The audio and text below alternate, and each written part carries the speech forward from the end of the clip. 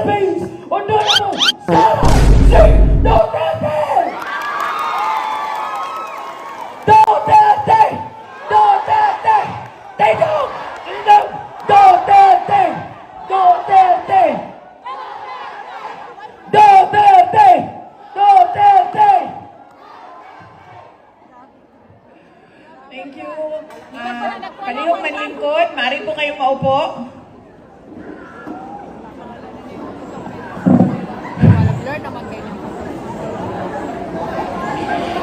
Mga kababayan, Assalamualaikum warahmatullahi wabarakatuh. Madayaw, mayong adlaw kaninyong tanan. Magandang araw sa inyong lahat. Dili na ko mabutngan og mga words, mga salita. Ang ako ang kalipay nga nakadawat ko og imbitasyon gikan kaninyo para mutambong sa inyong 60th araw ng nunungan. Daghan kaayong salamat.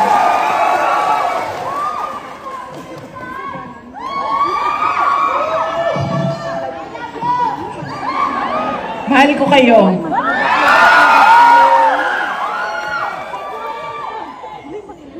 Unahon-una na ako ang mga pagpasalamat.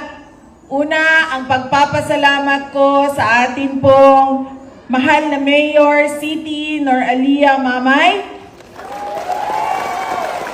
At syempre sa ating Vice Mayor Marcos Mamay. Andito lang pala si Marcos.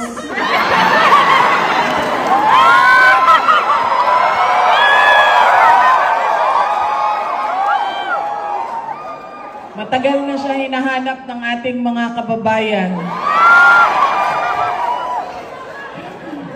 Mayor, joke lang yan, Mayor.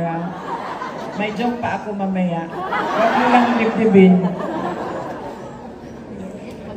Sa ating iba't ibang mga LGU officials, barangay officials, at sa inyong lahat, mga tiga-nunungan, maraming salamat sa inyong pag-welcome at pagtanggap sa akin dito sa munisipalidad ng Nunungan.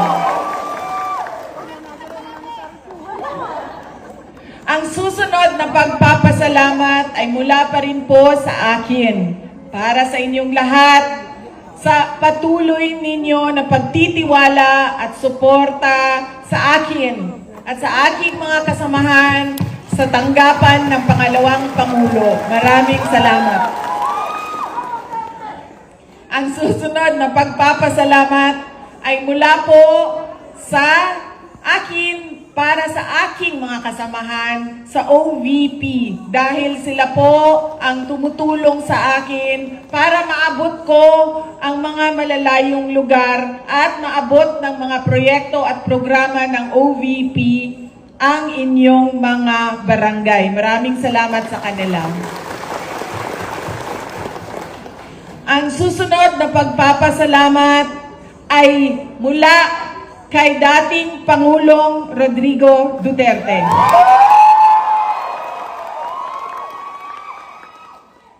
Noong buwan po ng Mayo, okay na magbinisaya o Tagalog? Bisaya, ma'am, Bisaya. Bisaya, ma'am. Okay na. Bisaya, ma'am. Oh, si Marcos, rabi tayo, di kasabot ng Bisaya. Si BBM po, Mayor. Peace.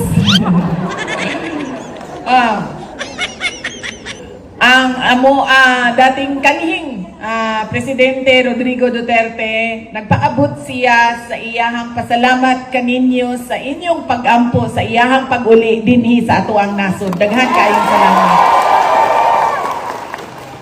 Nagpasalamat po siya sa inyo. Nagbisita ko sa iya hatong bulan sa Mayo. Ingon siya nga magpasalamat ko no kaninyo sa inyong suporta sa unong katuig nga siya nahimong presidente sa ato ang nasod ug sa ug sa mga tuig nga naglisod ang ato ang nasod tungod sa COVID-19 pandemic. Daghang salamat.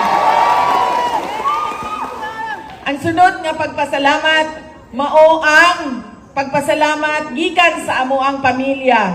malaki ang utang na loob namin sa inyo mga kababayan sa pagkakataon na ibinibigay ninyo sa amin na makapaglingkod sa ating bayan.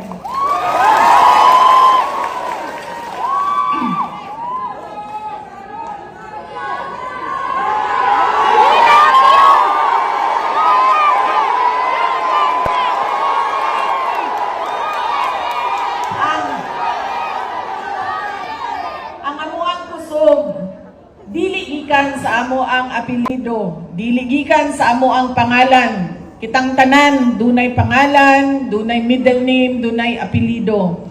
Dili gikan sa amo ang katungdanan sa syudad sa Davao. Kay kitang tanan, dunay mayor, dunay vice mayor, na ay mga konsihal, na ay mga kapitan, na ay mga congressman, na ay mga senador. Dili gikan sa amo ang pwesto o mga posisyon dito sa syudad sa Davao. Ang amo ang kusog gikan kaninyo mga kaigsuonan namo. Ilabi na gyud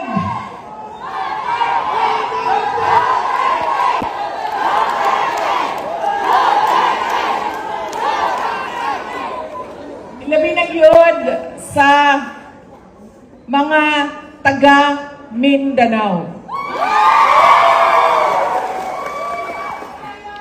Tungod sa tanan nga pagpalisod-lisod, pagdaog-daog, wala gyud ko ninyo biyai.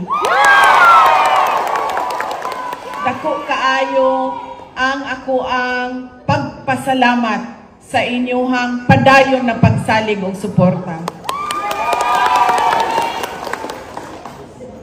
Kaganina nagingon ko nga malipayon kaayo ko nga nakadawat sa inyong imbitasyon.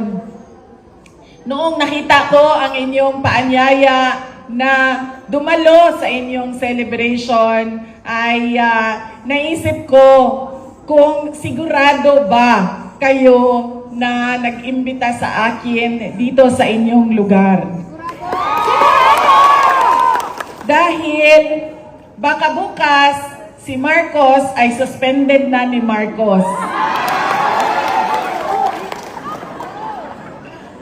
Pero sabi ko nga kanina, masaya ako na ngayong araw na ito ay nakasama ko kayong lahat dahil sa inyong celebration sa 60 years ng Araw ng Nunungan.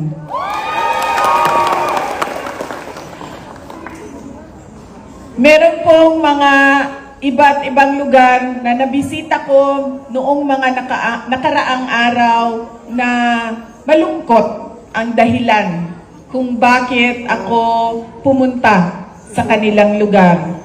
Meron sa kanila namatayan, meron sa kanila hinahanap pa yung kanilang mga mahal sa buhay dahil nawawala.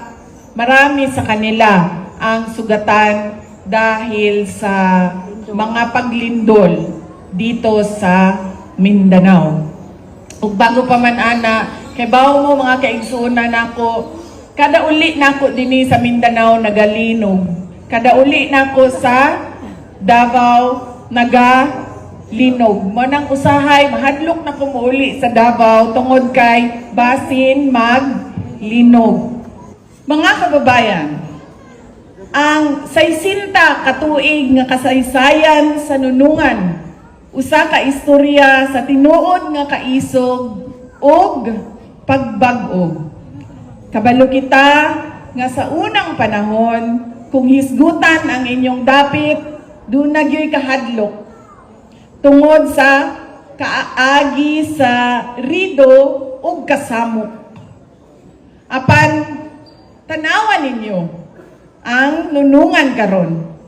Pinaagi sa maayong pamaagi sa panggobyerno ug sa inyong tinuod nga tinguha alang sa kalinaw nitalikod kamo sa kagubot. Kabaw mo nakatuna na namo didto sa syudad sa Davao. Dili gyud moabot ang kalambuan kung walay kalinaw.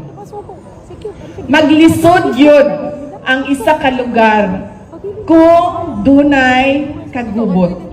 Magsugod ang tanan sa kalinaw. Everything starts with peace.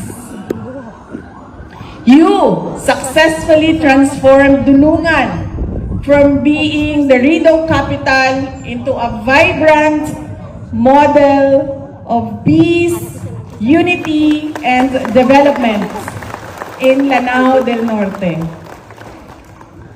Kini dili sayon kay bawo mo ana apan nagpamatuod kini nga kung magkahiusa ang atong mga leaders, ang atong lokal na kagamhanan, ang private sector ug ang komunidad, walay imposible. Kini nga kalinaw mao ang nahimong pundasyon sa inyong pag-uswag. Today, Nunungan is shining on Mindanao's development map. Not just for your agricultural growth, but your for potential in sustainable ecotourism, especially with the beautiful Lake Nunungan as your crown jewel.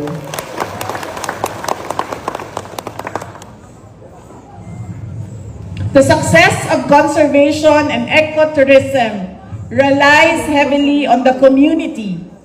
Kamo ang real guardians of nature. When you protect the forest, you create sustainable livelihood in your ecotourism programs.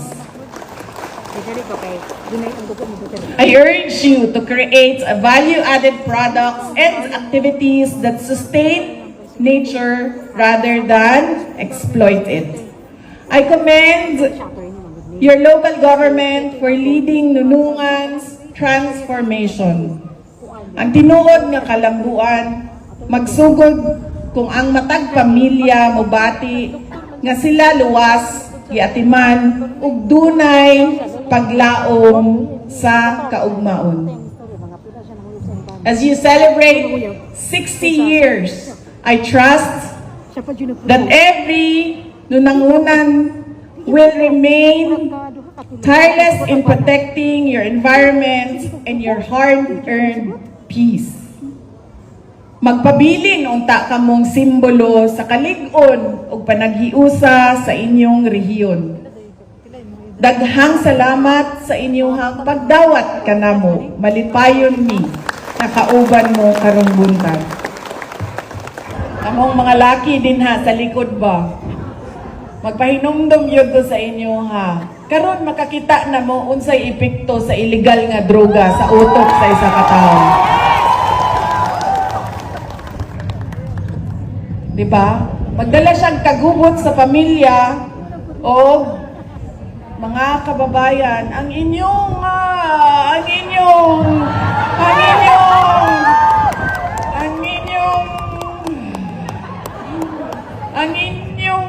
ngiti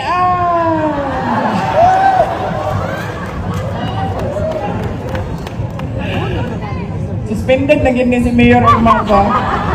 Mayor, pasaylo ako.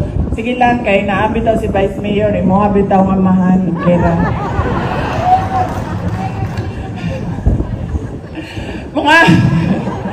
Mga kababayan, ang lahat ng ginagawa natin ay para sa Diyos, kaya Allah, sa bayan, at sa bawat pamilyang Pilipino. Syukran.